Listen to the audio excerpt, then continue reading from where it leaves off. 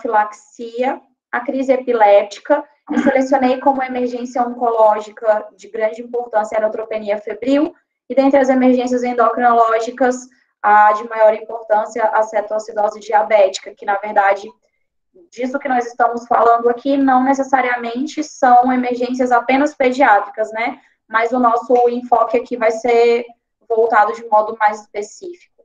Então, falando inicialmente a respeito de parada cardiorrespiratória, nós sabemos que na faixa etária pediátrica, a parada geralmente resulta de uma piora de um quadro respiratório ou de um comprometimento cardiocirculatório que é progressivo, diferente das causas eminentemente cardíacas que a gente tem no adulto.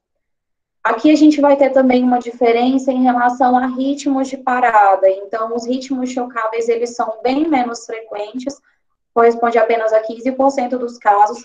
Na grande maioria, os ritmos de parada vão ser a bradicardia, a sistolia ou atividade elétrica sem pulso, de modo que o nosso tratamento principal não será o choque, a desfibrilação. Mas antes de falar nas condutas, eu vou falar um pouquinho desse ciclo de resposta básica, né, que começa antes do nosso suporte avançado. Então, o primeiro ponto aqui a tratar é a prevenção. A partir do momento que a gente identifica um paciente com potencial de instabilidade, a intervenção precoce é o ponto-chave para que esse paciente não evolua para uma parada.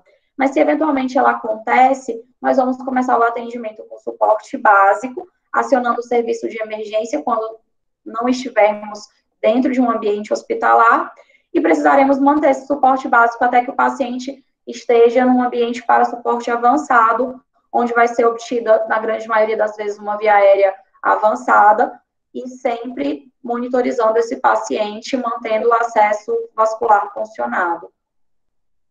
Então, em relação à parada cardiorrespiratória, quando nós identificamos que o paciente não tem pulso, aqui nós começamos a reanimação pelo C e não pelo A de via aérea, que seguiria a sequência tradicional de ABC. Por quê? Porque nós sabemos que uma compressão eficaz vai ser, na grande maioria das vezes, o ponto-chave de resposta desse paciente. Então, nós vamos começar esse atendimento com um ciclo de 2 minutos de ressuscitação cardiopulmonar. E aí, nós vamos dividir essa manutenção de respiração, lembrando sempre de manter a via aérea pérvia desobstruída, dependendo do número de socorristas do atendimento. Então, se a gente tem um socorrista em atendimento, será feito um ciclo de compressões, onde são feitas 30 compressões para 2 ventilações de resgate, e se nós temos 2 socorristas, nós faremos um ciclo com apenas 15 compressões, então divide o número de compressões aí, considerando os 2 socorristas, com 2 ventilações de resgate, certo? Lembrando de manter a qualidade das compressões, que será o principal para a perfusão do nosso miocárdio. Então, a nossa compressão vai depender um pouquinho do tamanho da faixa etária desse paciente.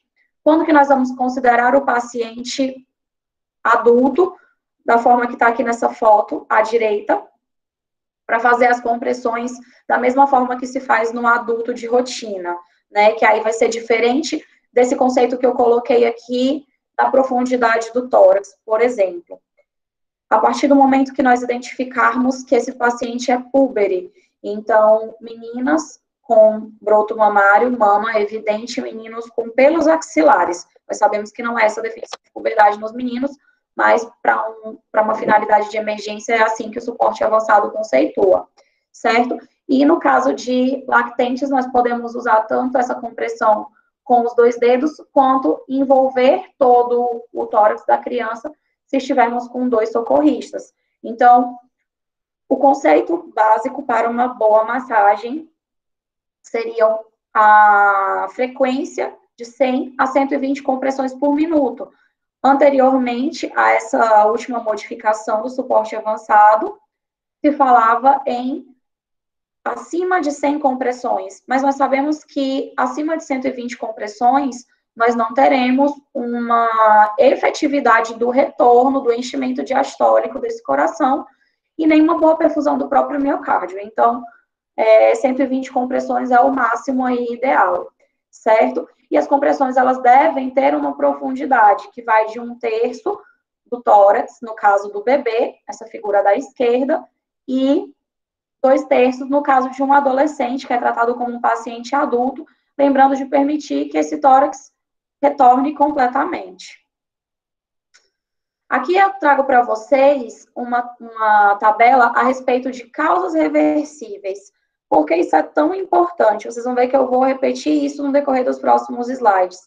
Porque na grande maioria das vezes, como eu falei lá no início, essa criança não vai parar em um ritmo chocável. Então, nós vamos usar drogas intercaladas com a massagem cardíaca, mas se nós não identificarmos, por exemplo, que há uma causa de hipovolemia e corrigirmos o volume, se nós tivermos um comprometimento de via aérea, de respiração, e não fizermos uma ventilação adequada, ou se nós não tratarmos distúrbios metabólicos com a reposição de glicose, com a correção de cálcio ou de potássio, essa parada não será revertida. Então, a gente tem também causas agudas, como a trombose coronariana, que entra aí como um T, seria o infarto realmente do miocárdio, ou a trombose pulmonar, um pouco menos frequente em pacientes rígidos, mas também pode acontecer tamponamento cardíaco e trauma na urgência. Então, a gente vai falar aí sobre os Hs e os Ts, tanto desse atendimento do ritmo não chocável, como na bradicardia, certo? Então, a princípio, lembrar da verificação dos pulsos em pulsos centrais, certo? Então, quando nós estivermos tratando sobre adolescentes, nós vamos poder fazer a verificação no pulso carotídeo, assim como é feito de rotina com o adulto, mas no lactente, pulso braquial ou pulso femoral. Então, quando nós verificamos que essa criança não tem pulso, nós precisamos monitorizar, se possível, né, fora do ambiente de suporte avançado. Isso pode ser feito com um desfibrilador externo automático, com um DEA, mas no ambiente de suporte avançado nós faremos com um monitor cardíaco e verificaremos se há uma atividade elétrica e essa criança não tem pulso, então se tratando aí de uma ESP, né, uma atividade elétrica sem pulso, nós vamos tratar como parada e começar uma ressuscitação. Se há um ritmo anômalo, que é chocável, uma fibrilação, uma taquicardia ventricular, nós vamos tratar com desfibrilação o mais precocemente possível. E na presença de pulso, nós iremos identificar a frequência cardíaca. Então, a presença de pulso com uma frequência abaixo de 60, com uma criança hipoperfundida, ou seja, uma criança instável, com rebaixamento do nível de consciência, com um enchimento capilar lentificado, a gente vai tratar como uma parada e iniciar a ressuscitação. E na presença de pulso, com uma frequência acima de 60, nós iremos dar prioridade às causas respiratórias, verificar se a via aérea é pérvia e, nesse caso, fornecer ventilações de 12 a 20 ventilações por minuto, que pode ser feita com o dispositivo de bolsa válvula máscara, fazendo uma verificação de pulso a cada 2 minutos. Então, nós também trataremos em ciclo de 2 minutos, assim como nós fazemos com a RCP. Pacientes com bradicardia devem ser sempre monitorizados, mesmo que estáveis, com avaliação de saturação, pressão arterial e, se necessário, fornecendo oxigenoterapia.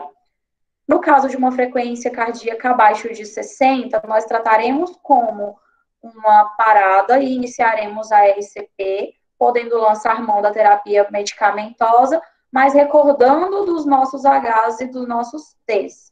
Então, nós sabemos que se esse paciente tiver uma dessas causas irreversíveis, por mais que a gente inicie a RCP e administre terapia medicamentosa, se a causa reversível não for tratada, esse paciente vai evoluir de fato com uma assistolia, ou pode evoluir com um ritmo aberrante chocável, certo? Então, de terapia medicamentosa, aqui nós usamos a epinefrina na mesma dose que nós usamos em parada. Então, ela num preparo de 1 para 10 mil, certo? Ou seja, a ampola de adrenalina que nós temos usualmente nos serviços que é uma ampola de 1 ml diluída com 9 ml para totalizar 10 ml de solução.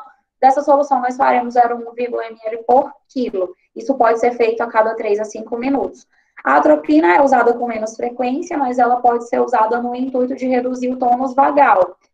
Por exemplo, a gente pode administrar a atropina numa sequência rápida de intubação, e nós sabemos que a própria tentativa de intubação de laringoscopia provoca um reflexo vagal, reduzindo a frequência cardíaca da criança.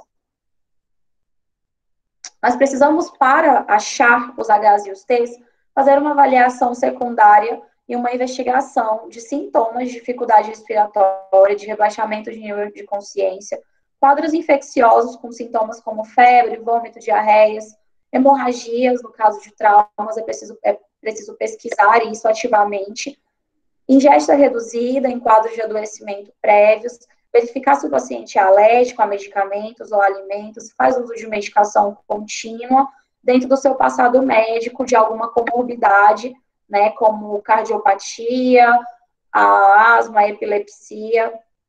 É importante verificar quando foi a última refeição e ingesta de líquidos, considerando a possibilidade de precisar realizar uma intubação orotraqueal e avaliar riscos no local, se nós não tivermos já numa unidade de suporte avançado. Então, identificando ritmos chocáveis, a taquicardia ventricular ou a fibrilação ventricular, nós iremos proceder com desfibrilação. Então, como que é feito isso? Esse paciente sempre estará instável, então é um paciente que está em choque hipotenso grave, certo? Então, não consigo, por exemplo, verificar uma boa saturação de oxigênio na periferia desse paciente. O paciente vai estar mal perfundido. Eu não vou levar em conta. E eu também, obviamente, não vou conseguir fazer palpação de pulso periférico nessa situação. Por isso, sempre pulso carotídeo para adolescentes ou pulso braquial, de preferência para os lactentes. No caso de uma taquicardia ventricular ou uma fibrilação ventricular, nós iniciamos a terapia elétrica com uma desfibrilação, feita numa dose de 2 joules por quilo, e se não há sucesso com esse primeiro choque, nós podemos dobrar a dose usando 4 joules por quilo. E com relação à terapia medicamentosa, então aqui nós usamos a epinefrina, na mesma dose que eu citei para a bradicardia, podendo usar a lidocaína, que é menos frequente, ou a amiodarona. Então, a amiodarona acaba sendo feita intercalada com a epinefrina. Importante lembrar que a terapia elétrica ela deve ser começada o mais rápido possível, então, seja através de um desfibrilador externo, automático, seja através de um desfibrilador convencional, essa terapia deve ser começada assim que o ritmo é identificado. Então, por mais que nós estejamos durante um ciclo de RCP e que haja menos de 2 minutos de RCP, se for identificado que o ritmo é chocável, essa é a primeira conduta a ser adotada. Como nós faremos essa alternância das medicações? Então, a epinefrina, ela tem um intervalo de segurança de uso de 3 a 5 minutos. Então, 2 minutos é a duração do nosso ciclo de reanimação. Se nós fizermos desse modo, um ciclo com epinefrina, um ciclo com amiodarona e epinefrina no ciclo seguinte, nós estaremos dando um intervalo de 4 minutos entre as doses de epinefrina, então nós estaremos nesse prazo seguro, que é usado de 3 a 5 minutos. Precisamos lembrar que a amiodarona não pode ser repetida além de uma segunda vez. Então, a partir do momento que nós fazemos a amiodarona numa segunda dose, nós faremos apenas a epinefrina, um ciclo sim, um ciclo não. Vamos falar um pouco de choque, né? Que na verdade pode ser um precipitante de uma parada, de um colapso circulatório. Então, o nosso conceito é de um estado de falência aguda, sem que haja uma produção de ATP, sem que haja um estoque suficiente de oxigênio e nutrientes teciduais. Então, a gente vai aqui partir desses 3 conceitos para raciocinar a respeito do choque e da nossa conduta. Então, primeiro, oferta de oxigênio tecidual. Aqui nós dependemos do conteúdo arterial de oxigênio e do débito cardíaco. Lembrando que para manter um débito cardíaco, nós dependemos de um volume sistólico. E esse conteúdo de oxigênio depende da concentração de hemoglobina sérica e da saturação e pressão de oxigênio a nível arterial. Então, por que eu estou falando desse conceito? Que, na verdade, eu não coloquei aqui expresso as fórmulas matemáticas. No caso do conteúdo de oxigênio, não está a fórmula completa, existe uma constante, mas para nós lembrarmos que se o paciente tiver, por algum motivo, uma obstrução de via aérea ou um problema respiratório, seja ventilatório ou respiratório, não mantendo um bom conteúdo arterial de oxigênio, se esse paciente tiver um comprometimento cardiovascular, não mantendo um bom débito cardíaco, esse paciente vai entrar em colapso. E aí esse comprometimento ele pode decorrer de uma hipovolemia ou de fatores distributivos, cardiogênicos ou obstrutivos. Então, a respeito do distributivo e do cardiogênico, a gente tem um grande exemplo que é a sepse, né? Então, a gente vai ter um comprometimento da contratilidade cardíaca, além da alteração de permeabilidade e de resistência periférica. E no caso do comprometimento obstrutivo, a gente tem um exemplo mecânico do tamponamento cardíaco. Na nossa prática pediátrica, excetuando o choque séptico, a hipovolemia vai ser a causa mais frequente, não pela perda sanguínea, mas pela desidratação. Então, o que é preciso pensar na hora do diagnóstico do choque? Que os mecanismos compensatórios, inicialmente, vão manter o débito cardíaco e a gente só vai ter uma redução do débito cardíaco quando esses mecanismos forem insuficientes. É aí que nós temos o comprometimento de órgãos vitais, né, com alteração, rebaixamento do nível de consciência, redução do débito urinário, e nós teremos um comprometimento do próprio miocárdio. Então, o interessante para uma conduta lá naquele ciclo naquela cadeia de prevenção, é identificar o paciente no momento que ele ainda está compensado. Então, é um paciente que tem uma perfusão diminuída, isso tem uma gravidade para a criança e para o lactente, principalmente, mas é um paciente que ainda tem uma pressão arterial normal. O ideal é que nós não aguardemos esse paciente demonstrar sinais de perfusão inadequada, rebaixamento do nível de consciência, porque a hipotensão pode demonstrar para a gente um risco iminente de parada. Então, essa evolução na faixa etária pediátrica, ela é muito mais rápida do que no paciente adulto. Isso ocorre em minutos e não em horas. Então, a chance desse paciente, quando já tem um nível de consciência rebaixado, está hipotenso, evoluir para uma parada brevemente é muito grande. O que nós vamos fazer com o paciente, então, que tem uma perfusão lentificada? Nós vamos monitorizar, preferencialmente em sala de emergência, fornecer oxigenoterapia, lembrando que nós precisamos manter uma boa saturação e uma boa pressão tecidual de oxigênio, e nós vamos colher exames para tentar identificar aquelas causas metabólicas. Então, uma gasometria para verificar se há acidose, lactato, que está relacionado também à acidose metabólica, principalmente em casos de sepse, glicemia, cálcio, culturas, especialmente em suspeita infecciosa, e nós vamos fornecer cristalóides em bolos de 20 ml por quilo. O que nós precisamos fazer precocemente, idealmente na primeira hora de atendimento, fornecer antibiótico nos pacientes em choque séptico e corrigir os distúrbios identificados. Então, lembrando, se esse paciente tiver uma hipoglicemia, não vai adiantar apenas fornecer cristalóides, esse paciente pode evoluir com uma parada, e isso não será reversível se a hipoglicemia não for corrigida. A partir do momento que nós fazemos a infusão de volume e essa perfusão continua prejudicada, daí nós podemos fazer uso dos vasopressores, eu vou comentar aqui um pouco a respeito, e poderemos chegar a utilizar a hidrocortisona, considerando uma insuficiência adrenal, ou seja, um paciente com choque refratário a drogas e a volume. Então, não é um foco de manejo do pronto-socorro. O que eu quero mostrar aqui para vocês? Nós temos possibilidade de fazer uma terapia vasopressora em acesso venoso central, com bomba de infusão contínua, de acordo com a saturação venosa central de oxigênio, certo? Então, é isso que está demonstrado aqui, a escolha de droga se o paciente está hipotenso ou normotenso, conforme essa sua saturação venosa central de oxigênio, ou seja, esse paciente está com acesso venoso central.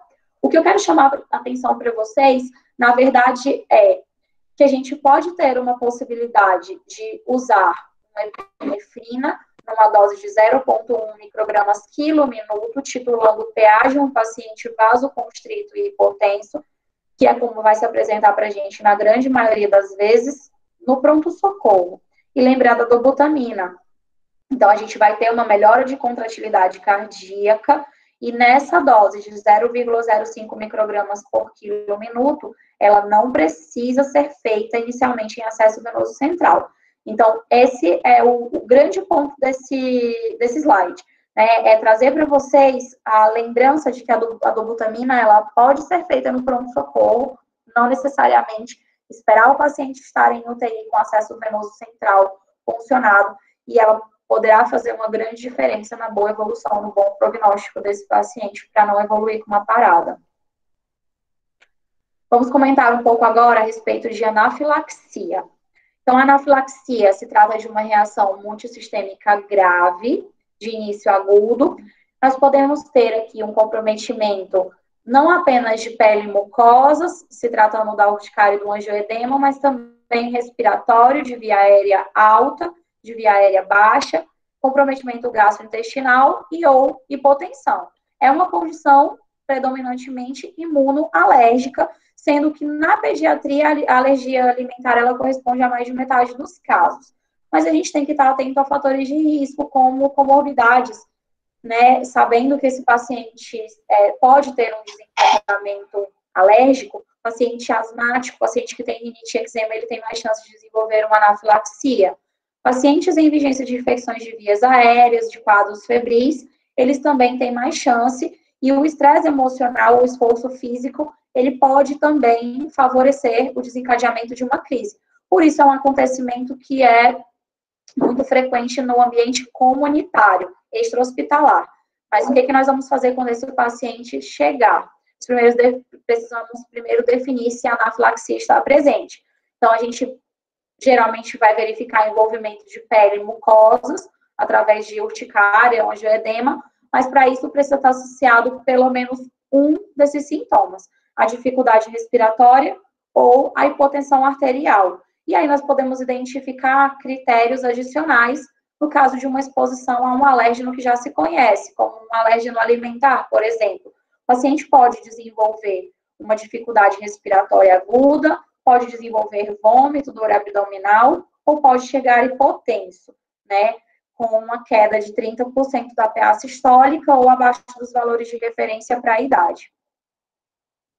Identificado que esse paciente tem uma anafilaxia, então aqui eu resumi para vocês nesse quadro as nossas principais condutas, né? Então eu não vou comentar aqui dose por dose a respeito dos adolescentes, mas lembrar que nós vamos manter esse paciente monitorizado, verificando sinais vitais, certo? E de imediato nós iremos administrar a adrenalina na concentração de 1/1000. Ou seja, essa concentração de 1 miligrama por ml é a concentração em que a adrenalina se apresenta na ampola, pura, sem diluição. Então, nós faremos uma dose de 0,01 miligramas por quilo, com um máximo de 0,3 miligramas intramuscular, na face anterolateral da coxa.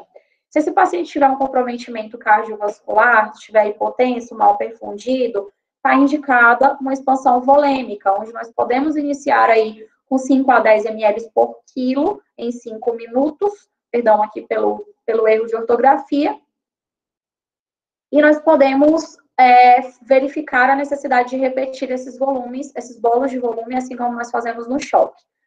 No caso de comprometimento respiratório baixo, ou seja, um quadro de broncoespasmo, o principal beta-agonista indicado é o salbutamol.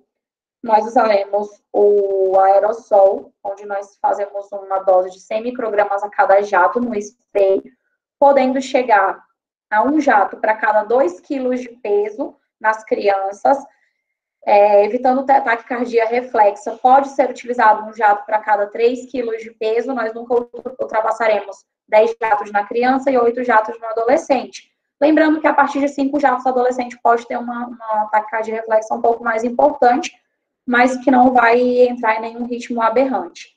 Em relação aos antihistamínicos, de referência nos nossos atendimentos, a gente costuma ter disponível a prometazina, que nós podemos fazer na criança 0,5 miligramas quilo intramuscular, ou a difenidramina na dose de 1 miligrama por quilo. Entre os glicocorticoides, é interessante lançar mão da metilprednisolona de 1 a 2 miligramas por quilo por via endovenosa. Vamos falar agora a respeito de crise epilética. Então, uma ocorrência de sinais ou sintomas que decorrem de uma atividade neuronal anormal. Então, a gente precisa, primeiro, identificar se essa crise é uma crise focal ou uma crise generalizada. Para isso, é preciso perceber se houve ou não alteração da consciência durante a crise e quais foram as manifestações motoras. É importante lembrar que uma crise iniciada focalmente, ela pode se propagar para o córtex cerebral, se tornando uma crise tônico-clônica generalizada. Nesse caso da crise epiléptica e dessa caracterização, nós iremos construir uma anamnese para formular esse diagnóstico, mas aqui vai ser muito importante o relato do acompanhante, visto que muitas vezes o paciente vai chegar no pronto-socorro no período pós-ictal. Então, nós muitas vezes não presenciaremos a crise. Então, o que é importante desse detalhamento da história? Verificar se houve aura, ou seja, sintomas premonitórios que antecederão a crise, fatores precipitantes, desde quando esse paciente tem crises e qual é a frequência e o intervalo entre elas, verificar antecedentes pré-natais, perinatais, se houve crise no período neonatal. Então, aqui nós queremos, na verdade, separar possibilidade de um diagnóstico de epilepsia, que, na verdade, precisa de pelo menos uma crise epiléptica para ser configurado. Mas nem toda crise epiléptica vai configurar esse diagnóstico de epilepsia. Então, a história de crises febris, diferente da história de epilepsia na família, ajudam a gente a diferenciar um pouco. É preciso investigar se houve trauma craniano, verificar, tanto na história quanto no exame físico, possibilidade de infecção ou intoxicações. Então, aqui nós vamos falar um pouquinho das crises febris, que são muito comuns na infância e serão a crise mais apresentada no pronto atendimento infantil. Então, separando crise febril simples de complexa. Diferença de duração, então a crise febril simples, que é a que se apresenta de modo mais frequente, tem uma duração geralmente inferior a 15 minutos, ela em geral não recorre nas próximas 24 horas, decorre de uma doença febril, em que o paciente não tem uma doença aguda do sistema nervoso, ou seja, é preciso descartar um quadro de meningite numa primeira crise convulsiva febril sempre. Paciente entre 6 e 5 anos, sem nenhum tipo de déficit neurológico, sem um antecedente de uma crise não febril. Porque se ele tem antecedente de crise não febril, ele pode, na verdade, ter uma epilepsia que está aí com o limiar convulsivo diminuído num processo infeccioso. Uma crise febril complexa, essa é uma crise generalizada que geralmente dura mais do que 15 minutos, recorre em menos de 24 horas e geralmente evolui com anormalidades pós-ictais. Então, aqui fica para a gente já um preceito para atendimento da crise febril. Todo paciente com uma crise febril, mesmo que simples, deverá permanecer em observação, porque nós precisaremos observar se vai haver a recorrência nas próximas 24 horas. Então, ele deve ficar pelo menos 24 horas em observação no pronto-socorro. O que nós faremos para investigar uma crise convulsiva na emergência? Então, a gente vai pesquisar tanto a questão infecciosa quanto a questão metabólica. Hemograma, glicemia, avaliação de eletrólitos, gasometria arterial. Se houver sinal ou suspeita de meningite, é mandatório coletar o líquido cefalorraquidiano, porém a coleta de líquor deve ser feita apenas após a estabilização do paciente. Controlado o evento epilético, paciente estável hemodinamicamente. E se houver suspeita de uma lesão estrutural aguda, ou seja, não há uma razão infecciosa metabólica, a neuroimagem é mandatória. Então, a tomografia de crânio, ela é emergencial, ela não é eletiva, ela não é ambulatorial. Nós precisamos descartar a presença de efeito de massa, de lesões expansivas nesse caso. De medidas gerais para o manejo desse paciente.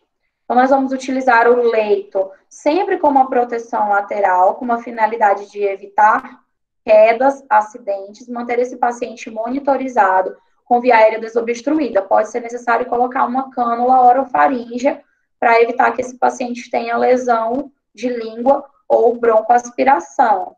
E, se necessário, a administração de oxigênio pode ser feita de 2 a 3 litros em máscara ou em catéter nasal.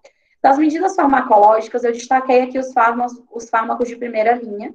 Eu vou colocar para vocês os demais fármacos utilizados, mas esse vai ser o tratamento, o manejo inicial. Então, eu coloquei aqui doses para uso sem acesso venoso, não é o ideal, porque nós sabemos que a absorção ela é imprecisa, mas nós podemos fazer o diazepam via retal, e nós podemos fazer o midazolam via intranasal ou intramuscular, certo? Então, mesmo feito por via parenteral ou intramuscular, a absorção ela é imprecisa.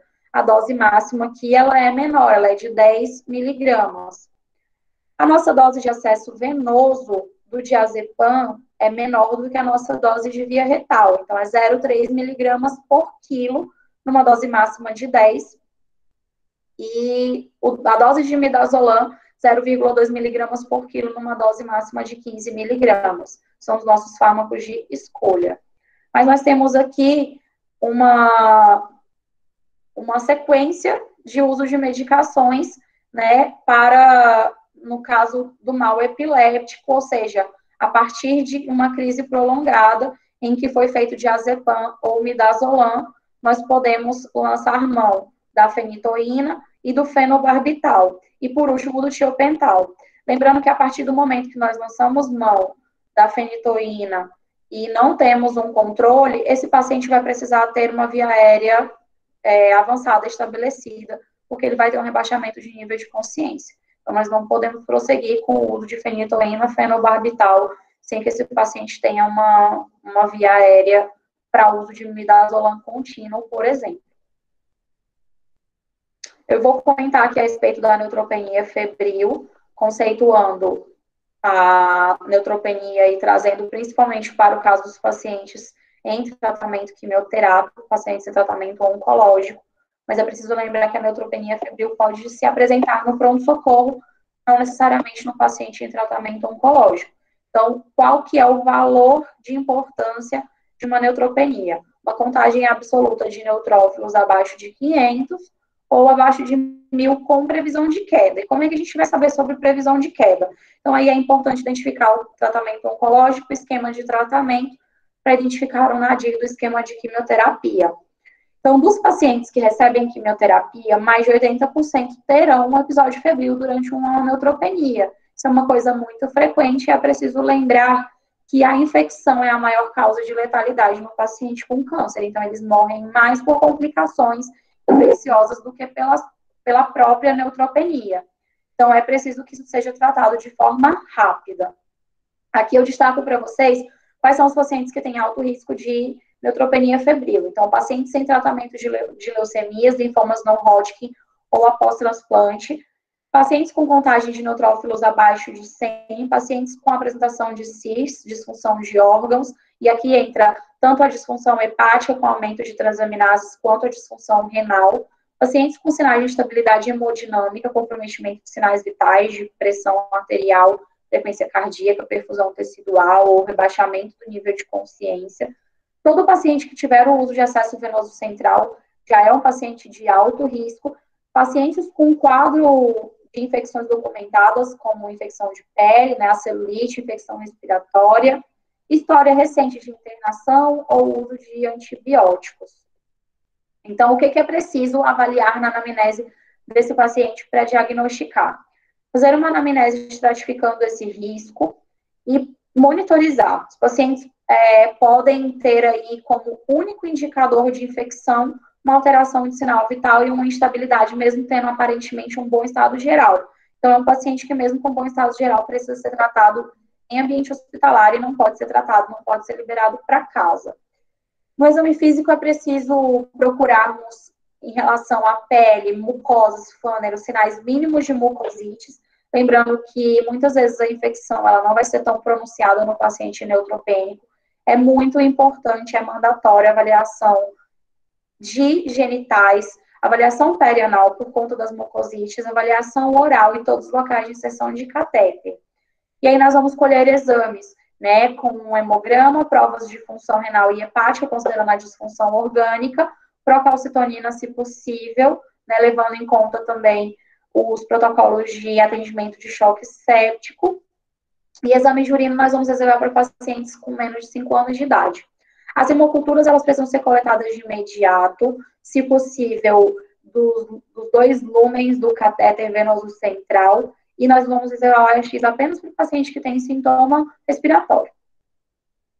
Então, como nós vamos manejar esse paciente em termos de tratamento? Nós podemos iniciar para esse paciente de alto risco que se apresenta no pronto-socorro apenas um antibiótico, mas tem que ser um beta-lactâmico que tenha uma ação anti-pseudomonas. Então, uma cefalosporina já de 4ª geração.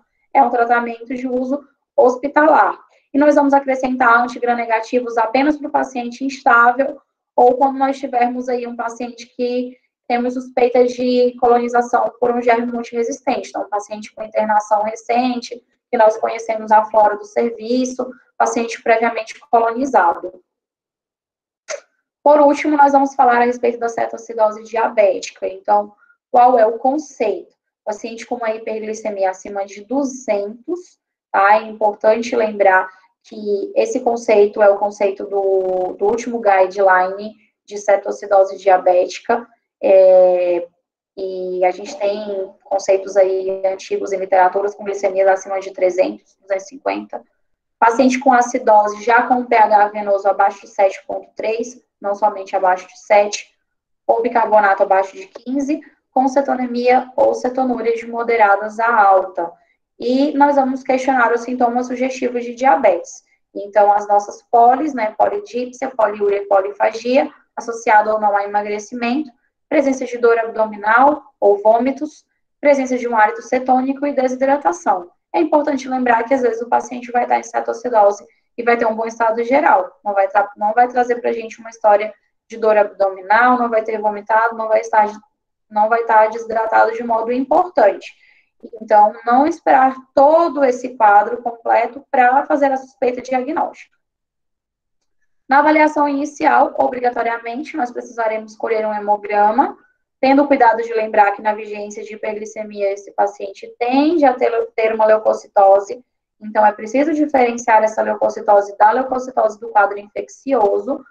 Nós vamos fazer a coleta de glicemia, de gasometria venosa, se possível, a avaliação da cetonemia através da avaliação do beta-hidroxibutirato, que é mais confiável do que a cetonúria avaliada em fita, quando disponível, avaliação dos eletrólitos de função renal.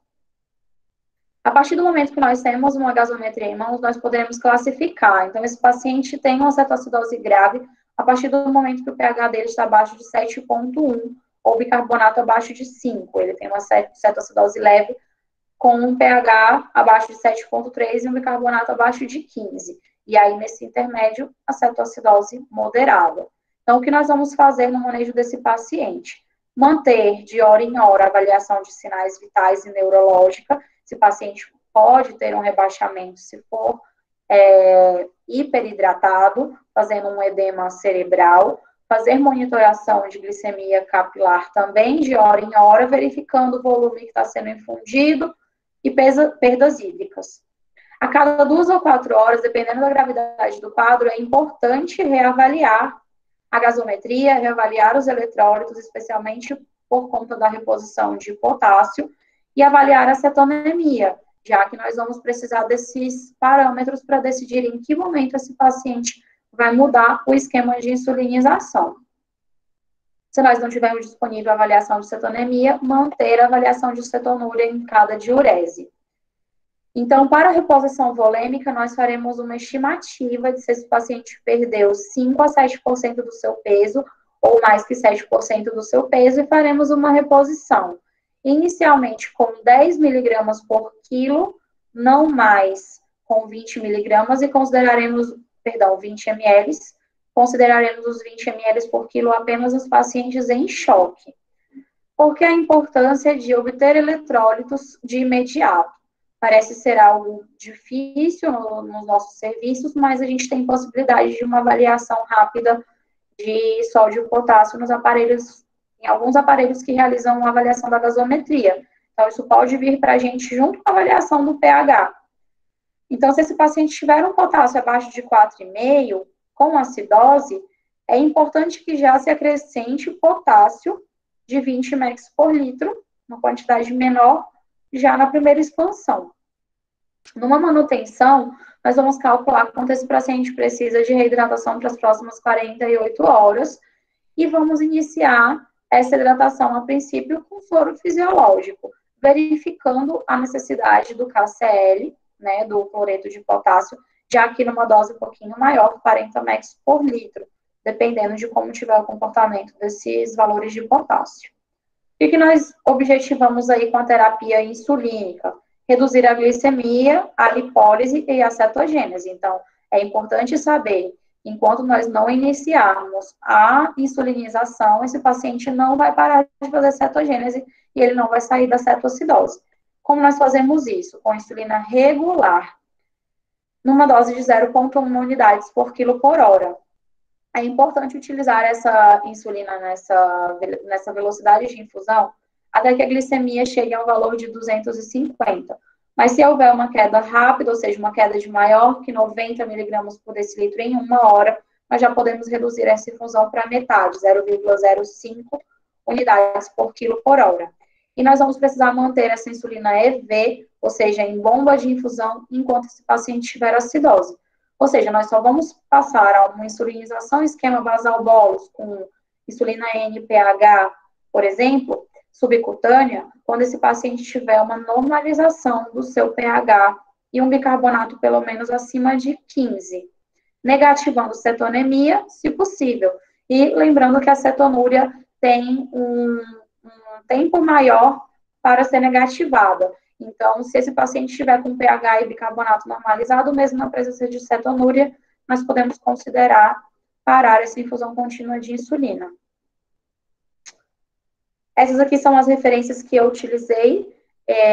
Eu destaco aqui, peço desculpas a vocês, que eu percebi que o slide desconfigurou, não consegui corrigir a tempo, e também foi utilizado o Manual de Suporte Avançado de Vida na Pediatria, e o guideline da Sociedade Americana de Diabetes Adolescente e Pediátrico para falar sobre cetoacidose. É preciso lembrar a respeito dos colapsos cardiorrespiratórios, que podem ser consequência de todos os quadros que nós tratamos aqui, que os sinais de instabilidade têm que ser identificados. Mas, para isso, nós precisamos conhecer os sinais vitais, né? Então, aqui eu deixo para vocês essa tabela com valores de frequência cardíaca, frequência respiratória e pressão arterial normal mínima na pressão sistólica para cada faixa etária. Então, dessa forma, a gente consegue verificar qual é o paciente que tem potencial de evoluir e, assim, prevenir o colapso cardiorrespiratório. Muito obrigada pela presença de todos. E agora eu vou ficar aberta caso queiram discutir ou fazer algum tipo de esclarecimento. Professora, ótima aula. O pessoal está só elogiando aqui no chat e a gente já tem algumas perguntas. Vou abrir aqui o chat dessa primeira sala, então. Certo. Eu vou... Vamos lá, então... Tá, certo. Pode falar. Você vai ler as perguntas? Fica mais fácil, né? Posso ler. Beleza. Então, nós temos aqui questionamentos a respeito dos serviços, disponibilidade do diazepam ou midazolam. Então, na verdade, tanto o diazepam quanto o midazolam, para serem feitos por via diferente da endovenosa, são medicações na mesma apresentação que nós fazemos por via oral, via nasal ou via intramuscular. É a mesma medicação. Então, nós teremos, sim, o diazepam e o midazolam sempre disponíveis nos serviços, certo? Em relação à insulina em bomba de infusão, o que nós temos de dificuldade com isso? E aí eu esclareço que isso não é uma dificuldade apenas aqui nos serviços da nossa cidade. No modo geral, no atendimento de emergência, nós precisamos contar com uma equipe treinada, certo? Muitas vezes, o nosso principal problema, é que a nossa equipe de assistência de enfermagem não tem hábito de lidar com bomba de infusão contínua, quando não é uma equipe que trabalha com ambiente de terapia intensiva. Então, muitas vezes existe a bomba de infusão, mas o profissional de enfermagem não sabe manejar, não tem hábito no pronto-socorro. Os profissionais que manejam pacientes em terapia intensiva manejam a infusão contínua sem nenhuma dificuldade.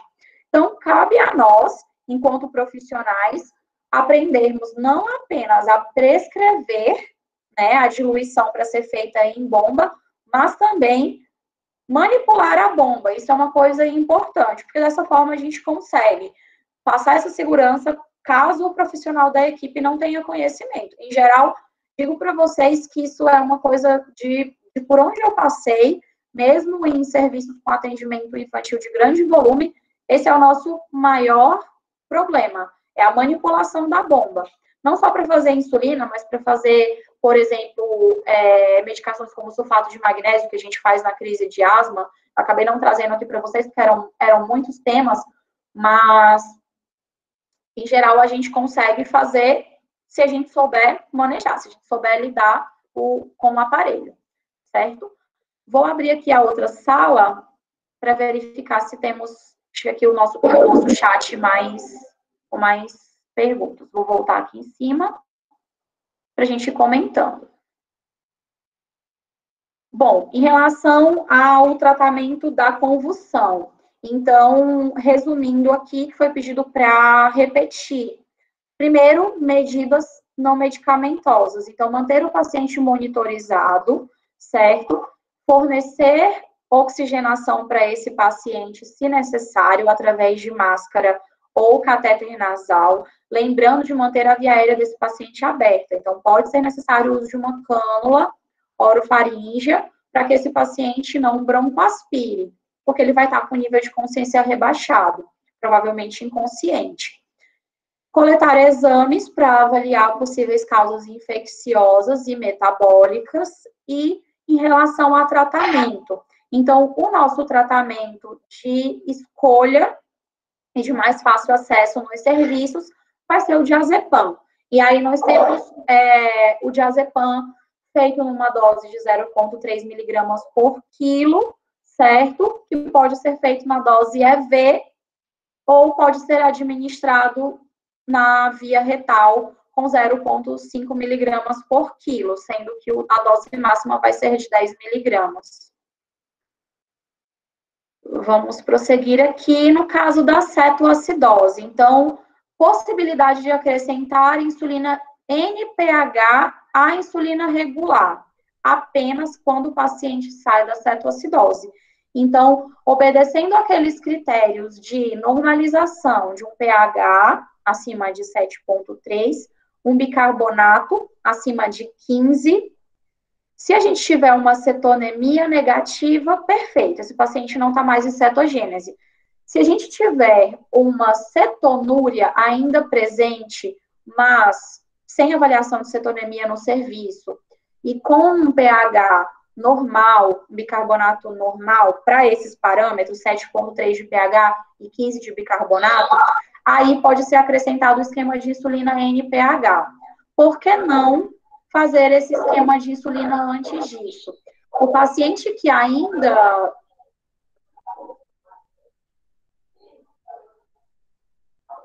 Perdão, acho que tem um dos microfones ligados, não sei se está dando uma interferência.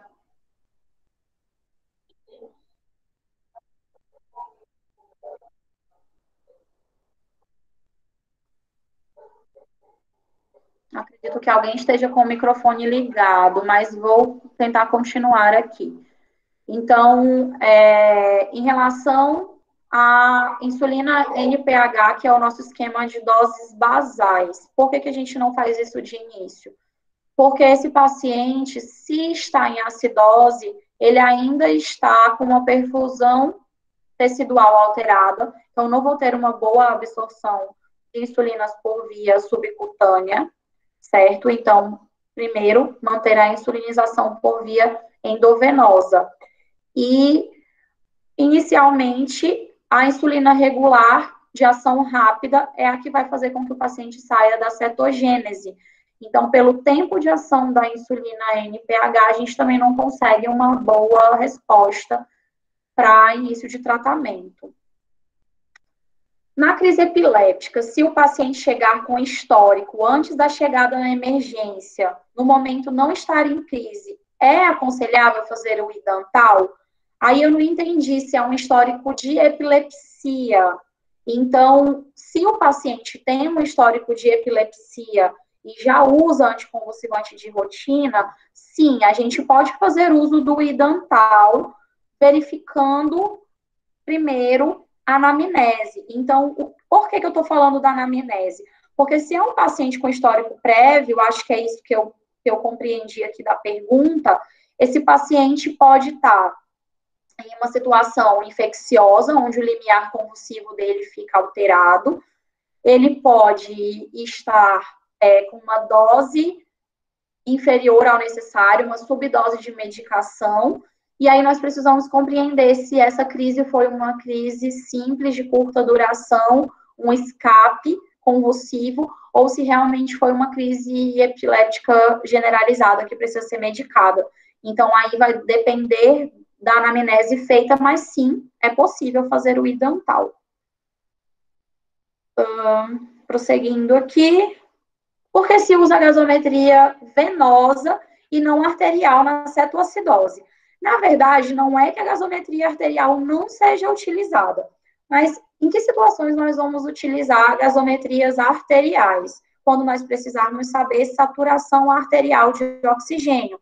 Então, quando eu estou lidando com um paciente em insuficiência respiratória, seja por qual motivo desencadeou esse quadro, eu preciso saber saturação arterial de oxigênio, obrigatoriamente essa gasometria precisa ser colhida de uma artéria. Mas nesse caso da cetoacidose, nós estamos querendo avaliar apenas o pH e o bicarbonato. Então, dessa forma, nós conseguimos fazer uma coleta venosa, que geralmente é uma coleta mais prática, né? Lembrando que a punção arterial, ela é um procedimento de equipe médica e de enfermagem. Então, os profissionais que fazem coletas, os técnicos em enfermagem, os técnicos de laboratório, eles não têm autorização formal para coleta de artéria. Então, aí a gente simplifica esse processo.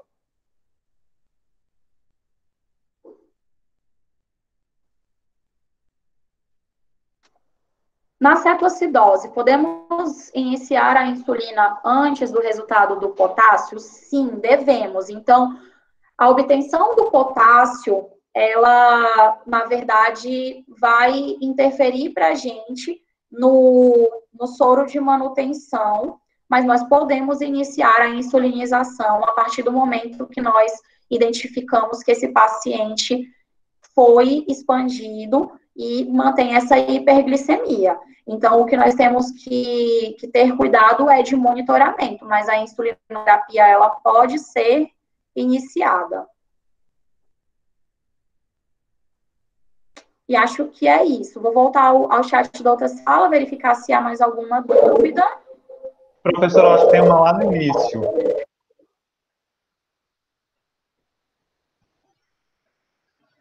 Dessas... Qual que é? Eu não estou conseguindo... Eu posso ler aqui, eu acho. Ó. Pode ler, por favor. Bom dia, professora. Muito obrigado pela excelente aula. Nos serviços daqui de Imperatriz, temos diazepam retal ou midazolam nasal? Ou acabamos tendo que fazer intramuscular? Essa eu comentei. Comecei respondendo. Então, o diazepam para ser feito via retal e o midazolam para ser feito via nasal, eles são os mesmos que a gente usa por via EV. É a mesma apresentação. Então, está disponível em qualquer serviço de urgência e emergência, mesmo nos pronto atendimentos. Certo? Certo. Então, aí tem mais uma da outra aqui. Quando preciso repor bicarbonato na cetoacidose?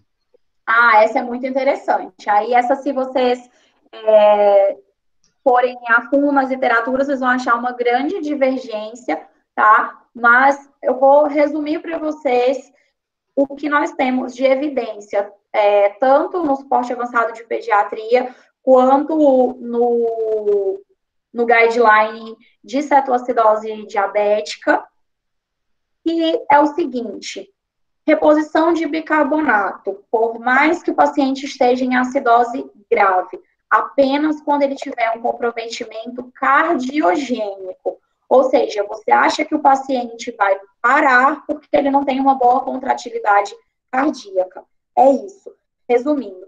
Então, vocês vão ver em muitos serviços, dependendo do protocolo, o bicarbonato ser usado com valores de pH abaixo de 7,2, algumas literaturas falam de 7, algumas literaturas falam de 6,9, mas os guidelines de cetoacidose diabética em tratamento de crianças e adolescentes e também na parada cardiorrespiratória deixam muito claro que a reposição de bicarbonato não tem benefício, não muda prognóstico. Então, não é usado de rotina. Por isso que a gente acaba não comentando, ok?